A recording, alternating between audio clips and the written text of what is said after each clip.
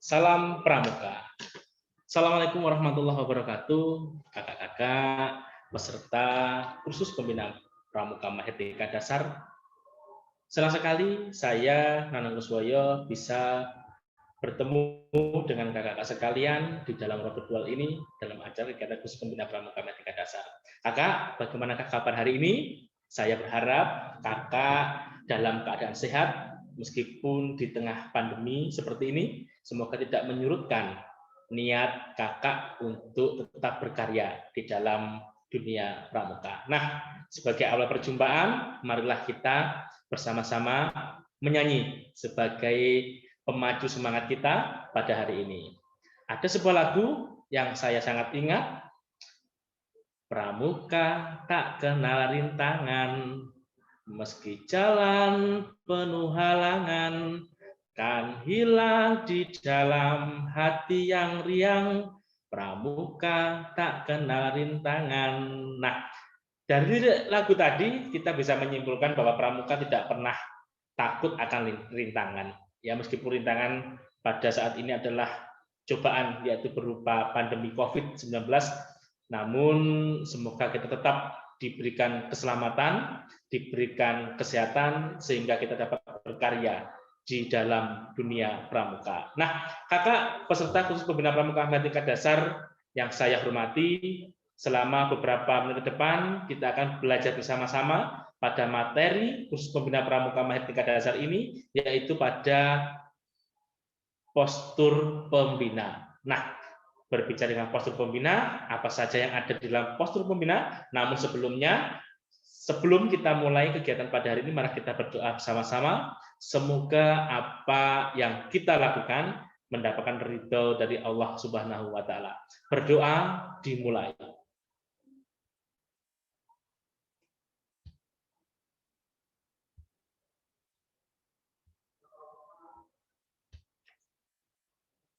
Bisa diakhiri. Terima kasih kakak. Berbicara tentang postur pembina, ini merupakan tolak ukur kita sebagai seorang pembina pramuka.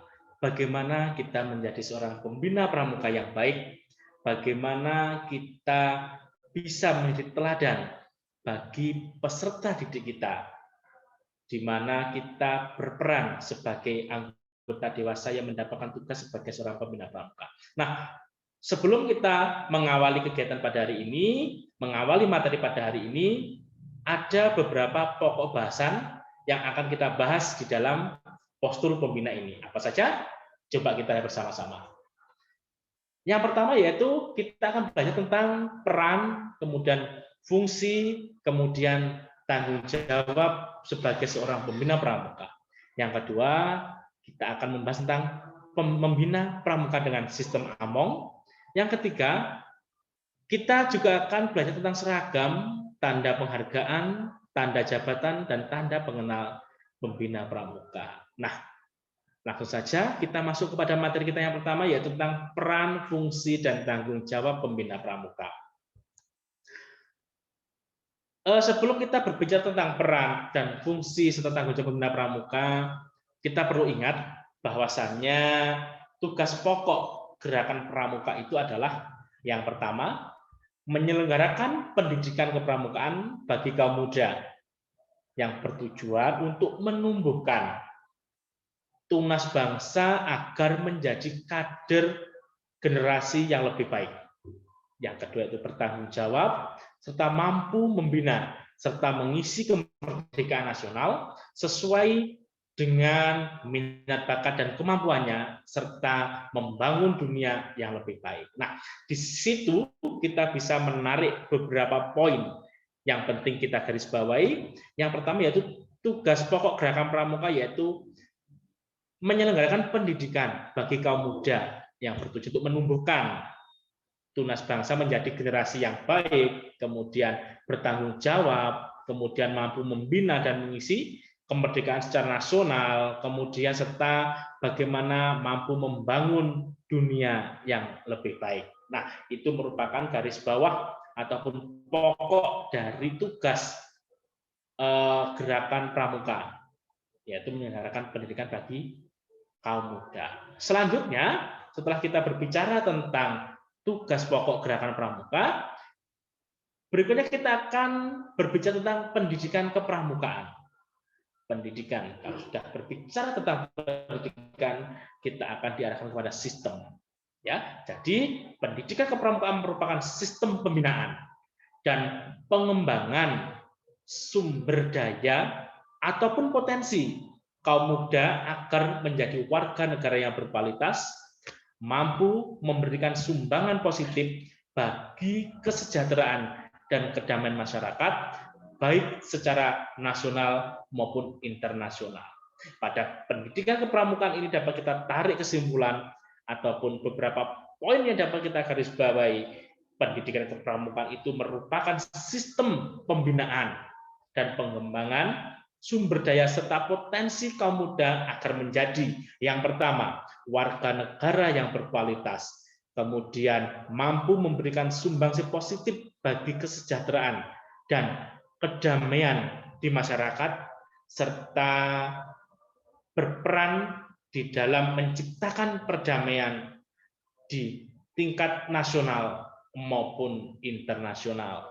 Nah, itu merupakan pendidikan kepramukaan yang dapat kita tarik kesimpulannya.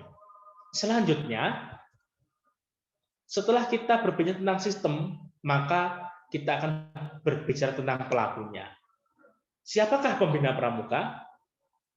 Siapakah pembina pramuka? Nah, sejak kita masih siaga, kita sejak mengenal kata pramuka, pasti istilah ataupun nama pembina pramuka sudah melekat kepada kita semua. Dan akan tetapi terkadang kita tidak tahu siapa sebenarnya pembina pramuka itu.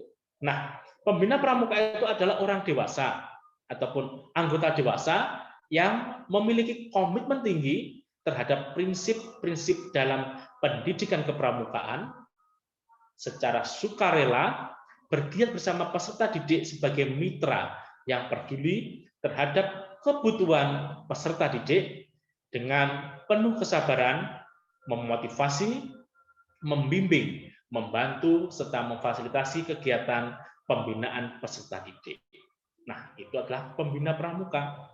Jadi anggota dewasa yang memiliki prinsip-prinsip dalam pendidikan kepramukaan, mampu menerapkan PDKMK.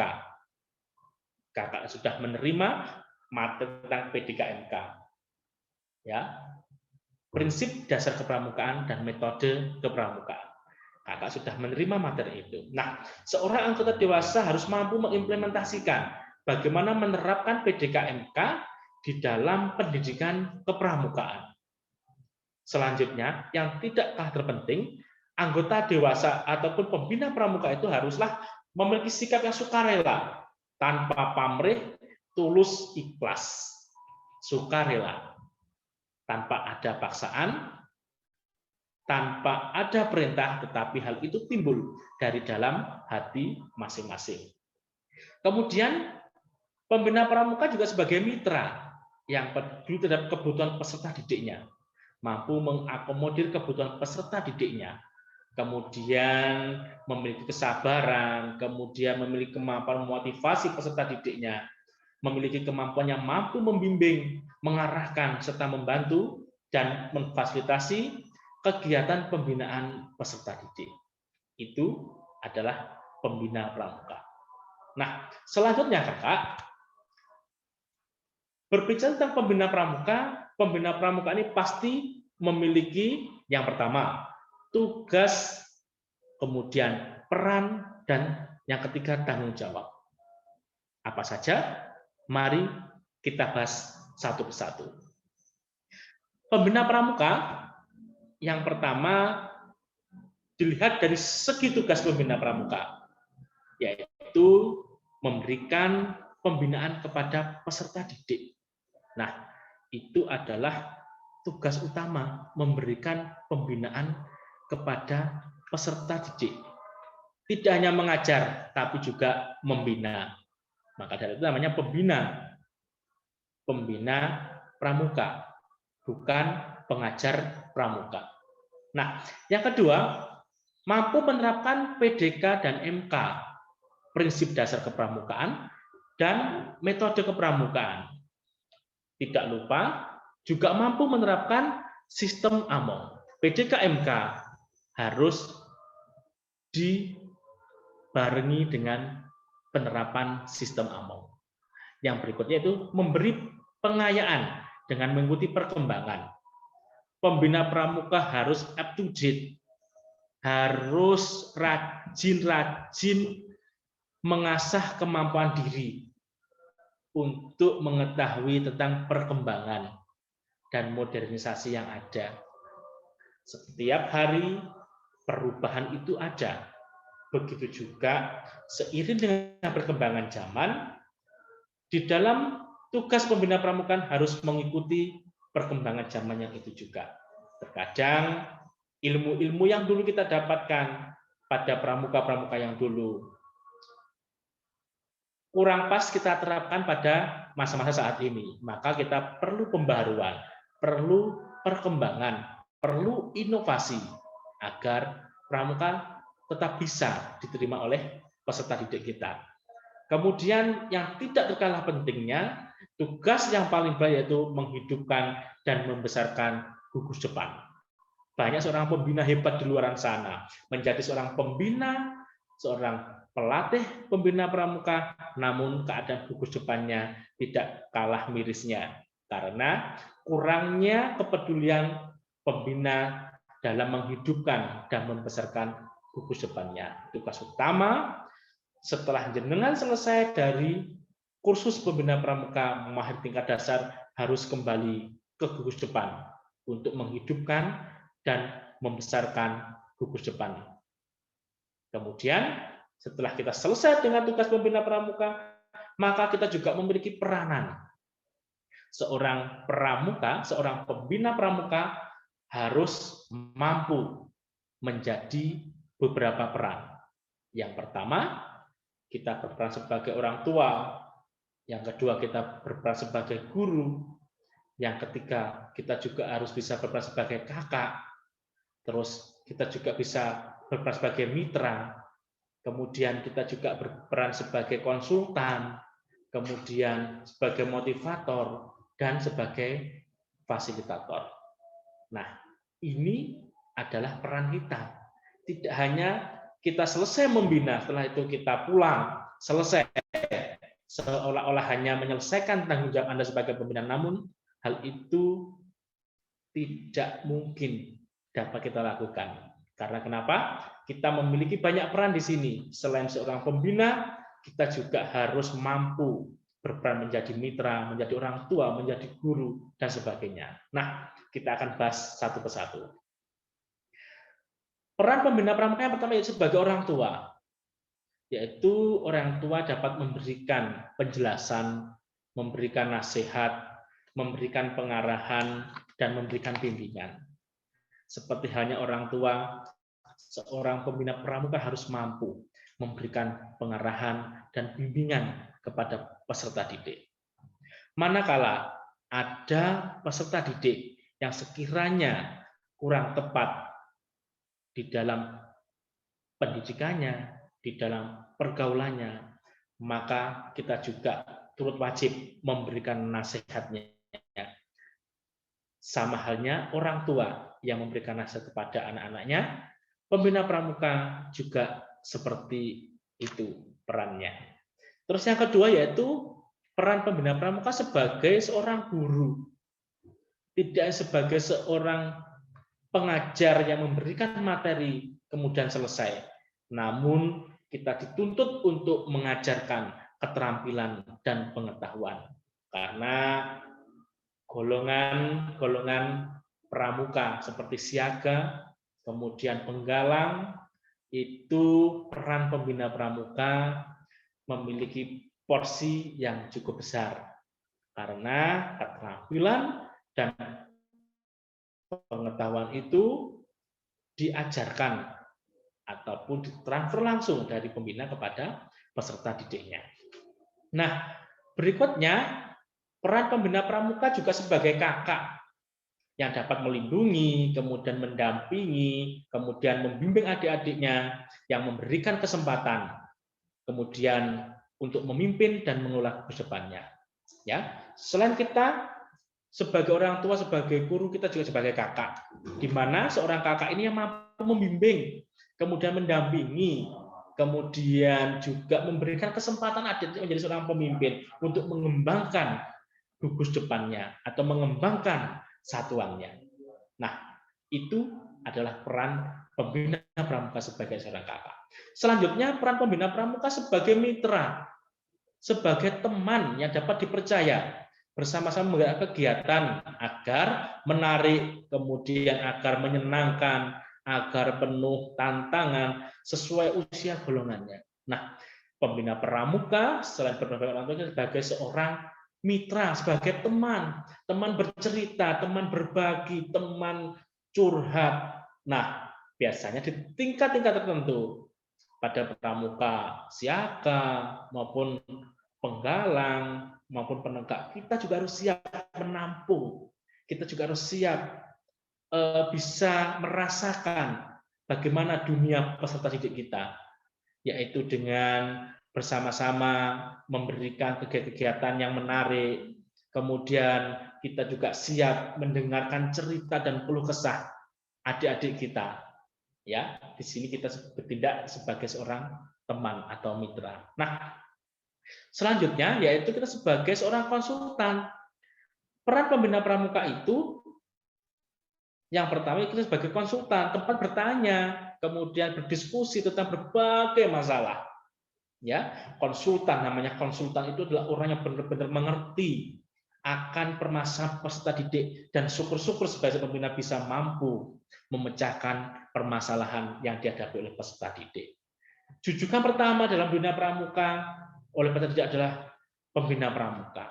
Jujukan tempat bertanya, berdiskusi terkait apapun hal itu, entah keluarga, mungkin entah sekolahnya, entah pergaulannya, kemudian entah pada tingkat-tingkat tertentu, tingkat penegak mungkin tentang lawan jenisnya yang sudah mulai tertarik dengan lawan jenisnya pada tingkatan pramuka penegak maupun pandega. Nah, kita harus siap menjadi seorang konsultan, tempat bertanya, berdiskusi, seperti halnya bimbingan dan konseling sebagai konsultan di sana. Kemudian motivator, ya, peran pembina pramuka juga sebagai motivator, yaitu memotivasi untuk meningkatkan kualitas dirinya, berkreativitas, berinovasi, serta mengaktualisasi diri, membangun semangat untuk maju. Nah, di sini peran pembina pramuka sangatlah dibutuhkan, ya, sebagai salah satu penunjang dari peningkatan kualitas, serta kreativitas, serta inovasi, serta aktualisasi diri dari membangun semangat untuk maju. Nah, ini butuh motivator. Motivatornya siapa? Pembina pramuka. Nah, yang terakhir peran pembina pramuka yaitu sebagai fasilitator yang mampu memvalidasi kebutuhan peserta didiknya. Apa yang dibutuhkan oleh peserta didik kita? Apa yang diinginkan oleh peserta didik kita? Kita harus tahu. Ya, syukur-syukur kita bisa memfasilitasi dalam suatu kegiatan. Kak, kita butuh ini. Bagaimana solusinya? Nah, ini peran pembina pramuka masuk di sini sebagai fasilitator yang mampu memberikan fasilitas, memberikan dukungan apapun kebutuhan, baik material maupun non material. Tentunya harus bekerja sama dengan seluruh stakeholder yang ada di lembaga ataupun gugus depannya. Begitu, Kakak. Yang terakhir, yaitu kita akan berbicara tentang tanggung jawab pramuka, tanggung jawab seorang pembina pramuka. Ya, tanggung jawab pembina pramuka di sini yaitu terselenggaranya pendidikan kepramukaan yang teratur dan terarah sesuai dengan visi misi gerakan pramuka. Ya, jadi pendidikan yang kita lakukan di dalam kepramukaan haruslah sejalan dengan visi dan misi gerakan pramuka. Ya, makanya sebelum kita melakukan pembinaan kita harus tahu dulu visi misi gerakan pramuka itu apa. Jangan sampai melenceng dari visi misi yang sudah ditentukan oleh Partai Nasional. Ya, dalam membuat kegiatan pun juga seperti itu. Syukur-syukur kita mampu mengakomodir kegiatan yang ada di tingkat ranting, tingkat cabang, sehingga kita dalam membuat suatu perencanaan program kerja, kita bisa selaras dan sejalan dengan program-program yang ada di tingkat kuartirnya. Yang kedua itu terjaganya pelaksanaan PDKMK, terjaganya pelaksanaan prinsip dasar kepramukaan dan metode kepramukaan. Ya, dari tadi sebutkan PDKMK, dan betapa pentingnya penerapan dari pelaksanaan prinsip dasar kepramukaan dan metode kepramukaan dalam pelaksanaannya di pendidikan kepramukaan. Kemudian terwujudnya peserta didik yang berkepribadian, berwatak, dan berbudi luhur. Nah, itu adalah tanggung jawabnya. Cukup berat memang kakak, tanggung jawab seorang pembina pramuka, namun semuanya itu dapat kita persiapkan mulai sekarang. Setelah nanti dengan lulus dari kursus pembina pramuka mahir tingkat dasar ini, kita berharap kakak bisa menjadi seorang pembina pramuka yang tahu akan tugas, peran, dan tanggung jawabnya. Nah, itu. Kemudian kakak, yang selanjutnya kita akan berbicara tentang sistem AMONG. Membina pramuka, dasar utamanya adalah sistem AMONG. Ya.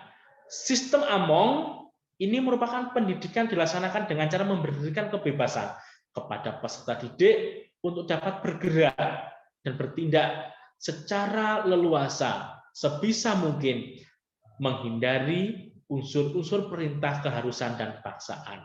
Nah, sudah dijelaskan di dalam pendidikan kepramukaan tidak ada yang namanya paksaan atau keharusan. Kalau ini kita terapkan, maka sangat kurang pas jika akan dikaitkan dengan pendidikan sistem AMONG.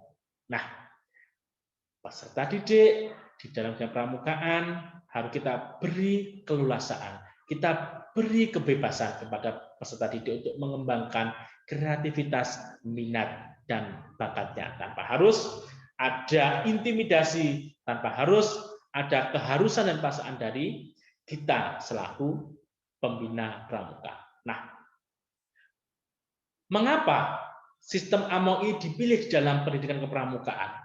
Ternyata di dalam sistem AMONG ini mampu ya, kemudian bisa untuk menumbuhkan rasa percaya diri, kreativitas, aktivitas sesuai dengan aspirasi peserta didik. Kalau kita sudah memberikan kebebasan kepada peserta didik, keleluasaan, maka peserta didik diyakini mampu menumbuhkan rasa percaya dirinya tanpa ada bayang-bayang dari pembinanya, tanpa ada paksaan dari pembinanya, sehingga mampu mengembangkan aspirasi, kreativitas, dan aktivitas sesuai dengan keinginan peserta didik.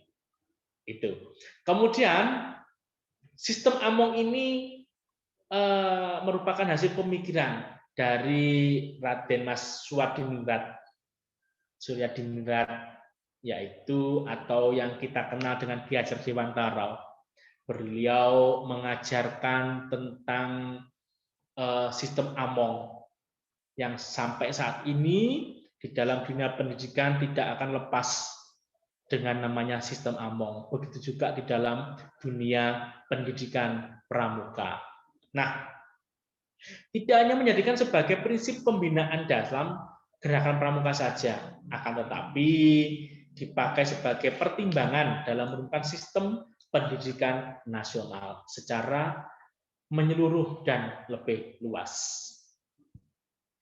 Kemudian sistem AMONG mewajibkan untuk melaksanakan prinsip-prinsip yang diajarkan oleh Ki Hajar Dewantara ada 3, yaitu Engarso Sung Tulodo yang artinya di depan memberikan teladan, kemudian Engmadio Mangun Karso yaitu yang memiliki arti tengah memberikan ataupun membangun kemauan, kemudian yang ketiga ada Tuturi Handayani artinya di belakang memberikan dorongan. Nah, bagaimana penerapannya di dalam pembinaan gerakan pramuka sesuai dengan karakteristik dan usia golongan pramuka. Setelah ini akan kita bahas bersama-sama. Bagaimana kemudian prinsip mana yang pas kita terapkan kepada peserta didik kita dari 3, Engarso Songtulodo, Emadio Mangunkarso, dan Tutwuri Handayani. Nah, sistem Among ini mendidik anggota gerakan pramuka menjadi insan yang merdeka secara jasmani, rohani, serta pikirannya. Serta semuanya itu disertai dengan rasa tanggung jawab dan kesadaran. Jadi kesadaran itu muncul karena memang benar-benar dari hati individu masing-masing, bukan karena paksaan, bukan karena suatu keharusan. Kemudian akan tetapi semuanya itu penting, ya, sangat penting kalau kita bisa berkolaborasi ataupun bermitra dengan orang lain. Nah, di dalam pelaksanaan tugasnya, pembina pramuka wajib untuk bersikap dan berperilaku berdasarkan cinta kasih, ya, mengutamakan cinta kasih, mengutamakan kejujuran, keadilan, kepatutan, kesederhanaan, kesanggupan berkorban, dan rasa kesetiakawanan yang tinggi. Nah, itu adalah sikap yang wajib dan harus diterapkan oleh seorang pembina pramuka. Ada cinta kasih, kejujuran, kemudian keadilan, kepatutan, kesederhanaan, kesanggupan berkorban, dan rasa kesetiakawanan. Kemudian sistem Among yang dalam gerakan pramuka akan memberikan kesempatan bagi peserta untuk mengembangkan pribadi, bakat, kemampuan, dan cita-citanya. Setelah kita sukses menerapkan sistem Among dalam pendidikan kepramukaan kita, maka niscaya peserta didik kita mampu untuk berkembang, mengembangkan pribadinya, mengembangkan bakatnya, mengembangkan kemampuan sesuai dengan cita-citanya. Itu adalah prinsip sistem Among. Nah, selanjutnya penerapan sistem Among pada golongan gerakan pramuka.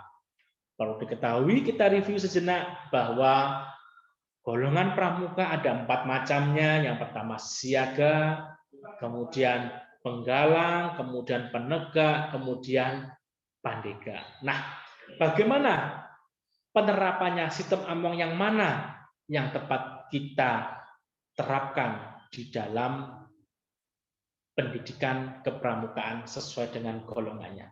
Nah, sebelum kita menerapkan sistem Among, maka kita harus mengetahui dulu karakteristik dan ciri khusus dari peserta didik yang akan kita bina, sehingga kita tidak salah langkah, sehingga kita bisa tepat sasaran dalam penerapan sistem Among. Nah, yang pertama kita akan mengetahui dulu tentang sifat dasar pramuka siaga. Yang pertama, pramuka siaga itu akan senang meniru, kemudian suka dipuji, suka bernyanyi, manja, dan masih senang bermain. Itu adalah ciri-ciri dari pramuka siaga. Pada pramuka siaga inilah, dengan sifat-sifat yang disebutkan tadi di atas, maka pembina pramuka berperan lebih besar dalam prakasa untuk memunculkan daya kreasi dari peserta didik kita. Pembina pramuka di sini memberikan dorongan dengan peserta didik dengan cara menyesuaikan sifat, daya nalar, dan suasana siaga. Ilmu kejiwaan siaga kita pelajari lebih dahulu. Kita pahami dulu karakteristik peserta didik kita. Baru kita bisa menentukan letak prinsip sistem Among di dalam pramuka siaga ini di mana. Nah, ternyata sifat ngomong dengan di depan memberikan contoh Engarso Songtulodo pastinya harus lebih besar dibandingkan golongan pramuka lainnya. Nah, ternyata porsi terbesar 3 sistem Among ini untuk pramuka siaga adalah Engarso Songtulodo di depan memberikan contoh. Ya, Engarso Songtulodo memiliki porsi yang besar dibanding oleh golongan pramuka yang lainnya. Nah, setelah siaga kita beralih kepada penggalang. Penggalang ini sifatnya yaitu sifat pramuka siaga biasanya masih sering terbawa karena perannya dari siaga ke penggalang. Kemudian pramuka penggalang senang bergerak dan mengembara. Kemudian sudah mulai menyukai lawan jenis, kemudian senang mencoba-coba dan menyayangi hal-hal yang bersifat patriotik atau kepahlawannya.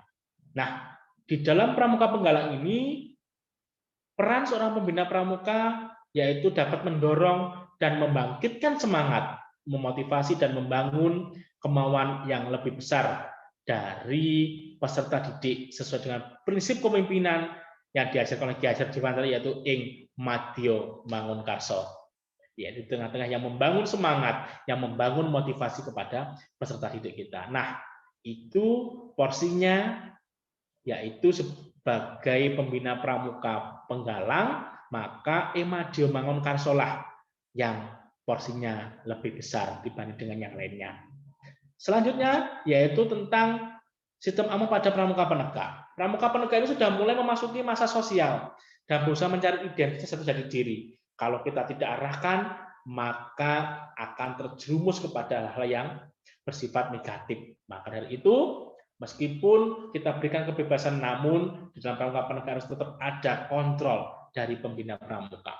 Karena mereka juga pada tingkat pramuka penegak ini, kestabilan emosinya belum mantap benar, mudah terprovokasi dan mudah berubah. Makanya jangan disalahkan, keadaannya masih labil ini, kemudian banyak terjadinya aksi-aksi tawuran biasanya dilakukan oleh siswa-siswa SMK atau SMA dan sederajat yang memiliki pola pikir yang masih emosional dan kurang stabil.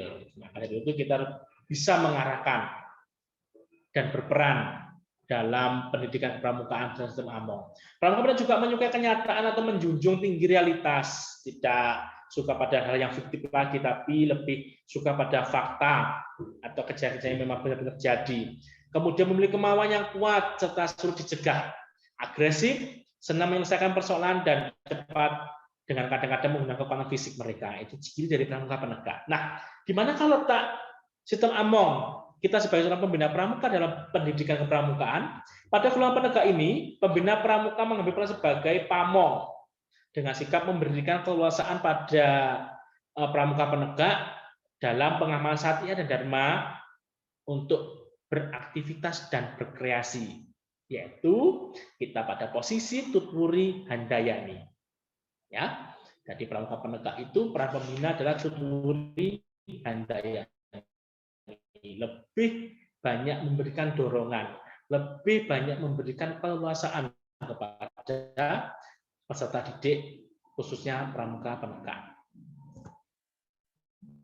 Selanjutnya, sistem among pada pramuka pandega tidak jauh berbeda dengan pramuka penegak, yang lebih konsentrasi pada kelompok. Ya, biasanya kalau senang berkelompok, biasanya hanya senang berdua atau bertiga saja. Sudah mulai pudar rasa berkelompok dalam kelompok yang lebih besar. Kemudian jarang sekali mereka melakukan kegiatan bersama-sama, lebih dari 5 orang kelompok. Tapi meskipun ini sulit dibuktikan, tetapi inilah biasanya sifat-sifat pramuka pandega. Juga lebih terbuka terhadap anggota lainnya yang sifat keterbukaan. Di sini peran pembina bersama yaitu satya dan dharma untuk pramuka pandega. Nah, secara skema, jadi pelaksanaan sistem among oleh pembina pramuka itu dapat kita lihat pada bagian berikut. Ya, landasan sistem among di dalam pembinaan itu tidak luput dari ing ngarsa sung tulodo. Setiap tingkatan dalam pembinaan kita, baik bimbingan langsung maupun bimbingan tidak langsung, landasannya adalah ing ngarsa sung tulodo. Pembina pramuka tetaplah menjadi seorang contoh. Nah, dari situ ada warna hijau untuk melambangkan siaga, merah untuk penggalang, kuning untuk penegak, dan coklat untuk pandega. Porsi pramuka, porsi sistem among di dalam pramuka, siaga khususnya, yang paling banyak adalah Emadio Mangunkarso. Ya, tuturi handayaninya sedikit saja. Kalau dikatakan untuk presentasi 100%, mungkin 20% untuk tuturi handayaninya. Yang lainnya 80% adalah Emadio Mangunkarso. Beralih kepada penggalang, kira-kira sekitar ya 30%. Kalau dikatakan presentasi lah 30% untuk tuturi handayaninya, kemudian 70% untuk Emadio Mangunkarso. Kalau kalau pramuka penegak, tuturi handayani itu lebih besar porsinya. Yaitu kebalikan dari pramuka penggalang. 70% pembina tuturi handayani, yang 30% pembina pramuka Emadio Mangunkarso. Juga dengan Pandega 10 atau 20% saja Emadio Mangunkarsonya, selebihnya adalah tuturi handayani. Pembina memberikan dorongan dan motivasi. Pembina lebih banyak memberikan keluasaan. Nah, itu skema kalau kita tarik garis dari bawah. Yang terakhir yaitu tentang seragam dan tanda penghargaan, tanda jabatan dan tanda pengenal pramuka ataupun pembina pramuka. Nah, sudahkah kakak-kakak berpakaian pramuka dengan baik dan benar sesuai dengan tata cara berpakaian pembina pramuka? Nah, coba kita perhatikan.